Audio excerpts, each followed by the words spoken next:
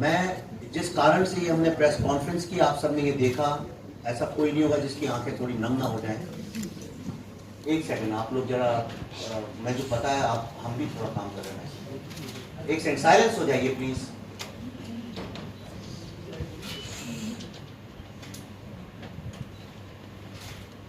देखिए, ये कोई ऑर्डिनरी प्रेस कॉन्फ्रेंस नहीं है। ये इसकी गरिमा अगर हम बनाए रखेंगे तो आप लोग को भी बहुत आशीर्वाद मिलेगा। मैं आपको ये बताना चाहता हूं, जब ये फिल्म हमारी शुरू हुई तो कोई ऐसा नहीं था जो इस पर विश्वास करता हो इस सब्जेक्ट पे, इसलिए क्योंकि सबका ये विश्वास था कि ऐसा तो कुछ हुआ ही नहीं है, क्योंकि लोगों ने देखा नहीं। मैंने अपने जीवन में ना पढ़ा था, मुझे पता था कश्मीरी पंडित लोगों के साथ ऐसा हुआ है, कश्मीरी हिंदुओं के साथ ऐसा हुआ है। मैं होलोकॉस्ट के बारे में सब जानता था, पर अपने देश में हुए जेनोसाइड के बारे में नहीं जानता। ये फिल्म का क्या रोल रहा है भारत के वर्तमान और भविष्य में, उसके बारे में आपको मैं 2-3 मिनट बताऊंगा। जब हम इस फिल्म को दिखाने या अमेरिका गए, क्योंकि कोविड का वक्त था, भारत में थिएटर सारे बंद थे, फिल्म तैयार थी, तो हमने कहा इस वक्त का यूटिलाइजेशन करते हैं। क्या ये संभव है कि एक फिल्म जो भारत में बनी हुई है वो इंटरनेशनल डिप्लोमेसी के लिए, यानी एक सॉफ्ट पावर की तरह से काम कर सके? जो लोग नहीं जानते उनको मैं बताऊं कि 1945 में जब वर्ल्ड वॉर 2 हुआ था, 1940 और 45 के बीच में, तो अमेरिकन गवर्नमेंट की जो इंटेलिजेंस सर्विस है CIA, उसने व्हाइट हाउस के इंस्ट्रक्शन पे हॉलीवुड के साथ मीटिंग करके हॉलीवुड से रिक्वेस्ट की थी कि ये जो देश की लड़ाई जो है, क्या आप इसमें कोई योगदान दे सकते हैं? और तब सारे हॉलीवुड ने ये कसम खाई थी कि हम ये लड़ाई सॉफ्ट पावर की तरह लड़ेंगे, और सॉफ्ट पावर वर्ड का वहां से इजाद हुआ। वहीं से जो सॉफ्ट पावर की बात होती है चालू। हमारी फिल्म इंडस्ट्री भारत की महान सभ्यता, संस्कृति और हमारी एकता, डाइवर्सिटी को, हालांकि हमारी कई तमाम फिल्मों ने उसके बारे में जिक्र किया है, उसको हाईलाइट किया है, लेकिन एक फिल्म भारत के विरुद्ध आज जो युद्ध चल रहा है, भारत एकमात्र ऐसा राष्ट्र है आज पूरे विश्व में जिसकी ताकत का अंदाजा विश्व को लग चुका है। और आप जानते हैं कॉम्पिटिटिव मार्केट में कोई नहीं चाहता कि दूसरा मार्केट खड़ा हो, दूसरी सभ्यता, दूसरी संस्कृति उनसे ज्यादा बलवान। इसीलिए भारत में लगातार तरह तरह के अटैक किए जाते हैं, खास तौर पे कश्मीर का मुद्दा। जब मैं 2018-19 में जब अमेरिका का दौरा कर रहा था इसी फिल्म के इंटरव्यूज के लिए, तो वहां पे मुझे न्यूयॉर्क में टाइम्स स्क्वायर में एक बहुत बड़ी, विश्व की सबसे विशाल, प्रतिष्ठित और सबसे एक्सपेंसिव एक होर्डिंग लगी थी फ्री कश्मीर के ऊपर, और उसमें कई सारे भारतीय लोगों के बच्चों ने भी चंदा दिया था, फाइनेंशियली कंट्रीब्यूट किया था। एक न्यूयॉर्क एयरपोर्ट के बाहर लगी थी। अमेरिका में एक बहुत बड़ी कैंपेन चलाई गई थी जो कि भारत को बदनाम करने के लिए, और किस तरह से कश्मीर भारत, अखंड भारत का हिस्सा नहीं है, इसके ऊपर एक कैंपेन चली थी। आपने बहुत आर्टिकल्स पढ़े होंगे वॉशिंगटन पोस्ट, न्यूयॉर्क टाइम्स में, जो भारत के ही कई पत्रकारों ने लिखे थे। तब इस फिल्म को किस तरह से, भाई साहब जरा बंद कर लें जी, किस तरह से इस फिल्म ने कश्मीर में 16 शहरों में स्क्रीनिंग की, जिसको 36 ऑर्गेनाइजेशन, 36 कश्मीर US में 36 ऑर्गेनाइजेशन। इतनी अभूतपूर्व बात है। जिस तरह से हॉलीवुड 1945 से पूरे दुनिया में एक सॉफ्ट पावर की तरह लोगों को बता रहा है, आप दुनिया के किसी भी कोने में जाके किसी भी बच्चे से पूछिए विश्व की सबसे महान कंट्री और सबसे स्ट्रांग डेमोक्रेसी कौन सी है, आपको तंजानिया में बैठा बच्चा, कश्मीर में बैठा बच्चा, शिलोंग में बच्चा बैठा, जो उसका कोई पॉलिटिक्स से लेना देना नहीं है, जो ना तो CNN सुनता है ना न्यूयॉर्क टाइम्स पढ़ता है, वो भी आपको बोल देगा अमेरिका। ये कैसे सीखा उन्होंने? ये अपनी फिल्मों की ताकत से अपने देश पे गर्व करना और अपने देश की महानता को पूरे विश्व तक ले जाने का जो जिम्मा हॉलीवुड ने उठाया है, उससे एक सबक लेके हमने भी ये जिम्मा उठाया था कि क्या कश्मीर फाइल्स जो है विश्व में एक डिप्लोमेटिक भारत का सॉफ्ट पावर बन के जा सकती है। और इसीलिए एक जिद के तहत हमने इसको अमेरिका में घूम घूम के सब जगह दिखाया। और हमारा फोकस इंडियन लोगों को दिखाना नहीं था, हमारा फोकस था अमेरिकन को, ब्लैक्स को, व्हाइट्स को, हिस्पैनिक्स को, बाकी लोगों तक ये बात पहुंचाना।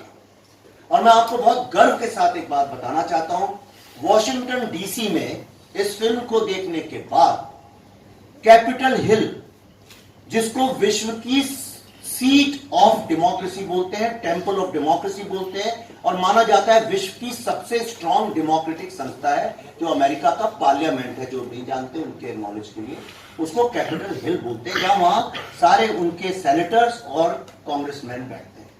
वहां पे इस फिल्म के लिए एक कांग्रेशनल रिसेप्शन रखा गया, उसमें वो भी कांग्रेसमैन जो कि Kashmir anti India Kashmir campaign में सॉफ्ट इनडायरेक्टली या डायरेक्टली इन्वॉल्व थे, उनको भी आके अपनी स्पीच में कैपिटल हिल की छत के नीचे कहना पड़ा कि this was not an exodus, this was a genocide.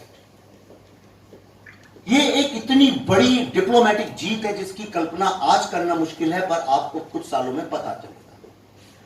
America की जितनी टॉप यूनिवर्सिटीज है, हार्वर्ड क्लब में हो, चाहे जॉर्जिया टेक यूनिवर्सिटी हो, चाहे यूनिवर्सिटी ऑफ मैसाचुसेट्स हो, यूनिवर्सिटी ऑफ ह्यूस्टन हो, यूनिवर्सिटी ऑफ डेनवर हो, वहां सब जगह इस फिल्म की इंपैक्ट स्क्रीनिंग्स रखी गई, जो कि अमेरिकन व्हाइट्स और ब्लैक्स और सब लोगों ने देखी, जिनके सारे इंटरव्यूज और सब अवेलेबल हैं यूट्यूब पर। उससे भी ज्यादा ऐतिहासिक चीज मैं आपको बताता हूं, एग्जैक्टली उस जगह जहां पे फ्री कश्मीर कैंपेन पाकिस्तान की लॉबिंग से और भारत के ही कई लोगों के सहयोग से लगाई गई थी, इस फिल्म को देखने के बाद अमेरिका में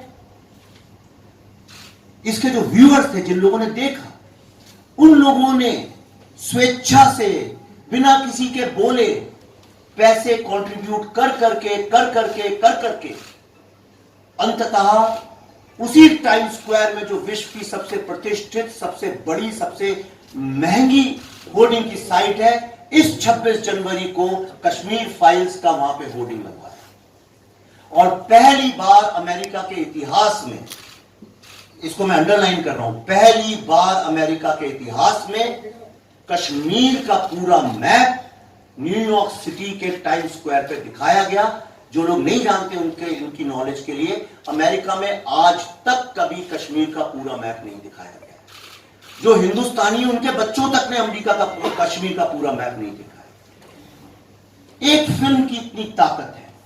और अब इसके बाद जिसलिए ये प्रेस कॉन्फ्रेंस बुलाई गई है, मैं उसके बारे में आपको बताऊंगा। भारत के अगेंस्ट एक बहुत स्ट्रॉन्ग लॉबी काम करती रही है वेस्ट में।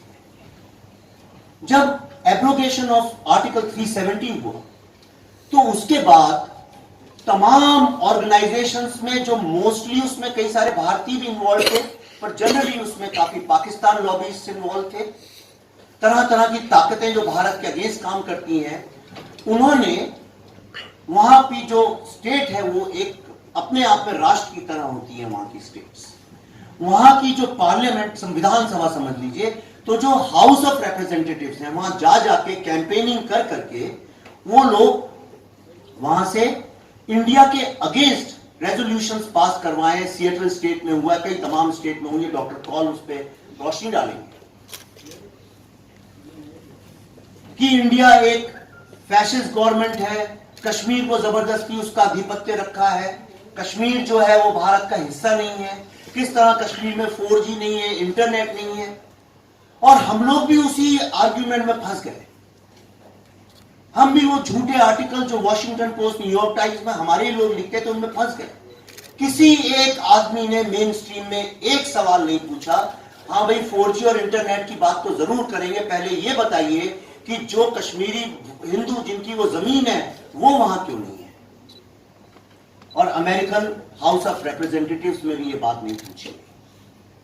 ये फिल्म रोड आइलैंड्स एक अमेरिका का सबसे ज्यादा डेमोक्रेटिक, लिबरल और प्रोग्रेसिव स्टेट है। अमेरिका का जो भी डेमोक्रेट प्रेसिडेंट के लिए खड़े होते हैं, मुझे जो बताया गया वहां पे, उनकी जो पहली स्पीच होती है वो रोड आइलैंड से ही शुरू होती है। कैनेडी की भी कैंपेन वहीं से शुरू हुई। वो एक बहुत डेमोक्रेसी गवर्नमेंट है। इंडिया में एक ऐसी मिथ बन गई है कि शायद डेमोक्रेट्स हमें पसंद नहीं करते हैं, लेकिन 2014 के बाद जो एक नए भारत का निर्माण हुआ और खास तौर पे एब्रोगेशन ऑफ 370 के बाद जो ग्लोबल लेवल पे भारत का एक नेतृत्व हुआ है, वो छवि हम तक उसी तरह से नहीं आ पाती है जिस तरह से 32 साल से कश्मीर का सच हमारे पास नहीं आया। तो अब मैं आपको doctor Surendra Kaul, Rhode Island की जो हाउस ऑफ रिप्रेजेंटेटिव है, यानी वहां की जो विधानसभा है, और अमेरिका का स्ट्रक्चर इंडिया जैसा नहीं है, वहां पे जो स्टेट है अपने आप में is a country with a constitution. किसी ने लॉबिंग नहीं की, किसी ने कैंपेन नहीं की, मैं जानता भी नहीं हूं वो कौन लोग हैं जिन्होंने ये किया है। वहां के हाउस ऑफ रिप्रेजेंटेटिव ने हमारे लिए एक प्रोक्लेमेशन इशू किया है, जिसको डॉक्टर सुरेंद्र कौल कल अमेरिका से अपने साथ लेके आए। उसको वहां के मेजॉरिटी लीडर और माइनॉरिटी लीडर, मतलब Democrat leader of the house, Republican leader of the house and the speaker of the house ने उनके ऑफिशियल एम्बलम के साथ उसको सर्टिफाई किया है। इससे बड़ी जीत भारत की अखंडता के लिए पिछले 70 साल में आज तक नहीं हुई। ये इतना ऐतिहासिक मौका है।